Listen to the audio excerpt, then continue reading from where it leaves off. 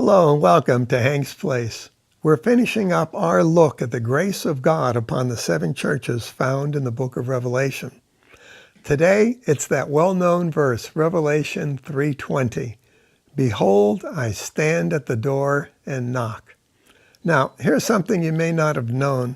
Under Roman law at that time, any visiting official had the power to requisition lodgings for themselves or their entourage anywhere in the realm, even their soldiers. Nobody could shut their door. But the Laodiceans, they were not nobodies. They were proud. And in 40 BC, closed their doors to the Roman general Labienus Parthicus. And on another occasion, the future emperor Antonius had stayed at the home of a wealthy Laodicean. His name was Polemo. When Polemo had been out of town at the time, but he was so angry upon his return that he actually kicked Antonius out. The future emperor. Can you believe that, huh? So the Laodiceans were actually famous for their locked and closed doors. They shut their doors on anyone.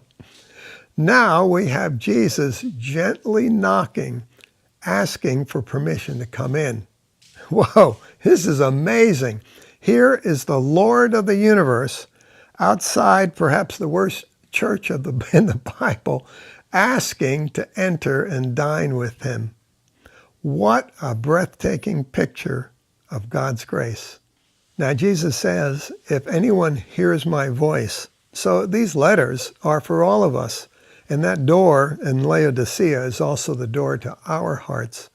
Jesus asks gently of each one of us that he might come in and meet us right where we're at, right where we live. That's awesome. God of the universe.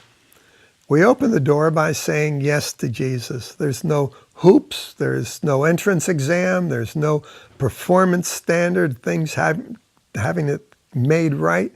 We just say yes, and we can enjoy one another's company.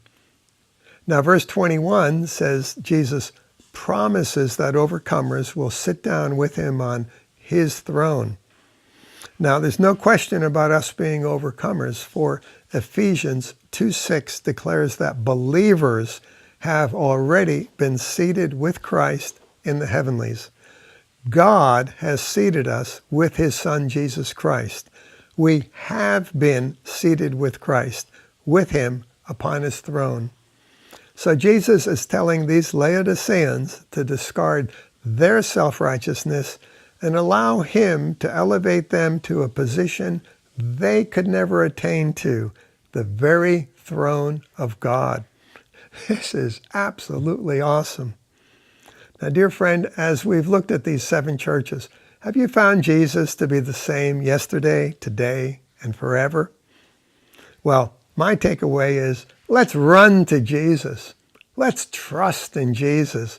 Let's cling to Jesus and come alive.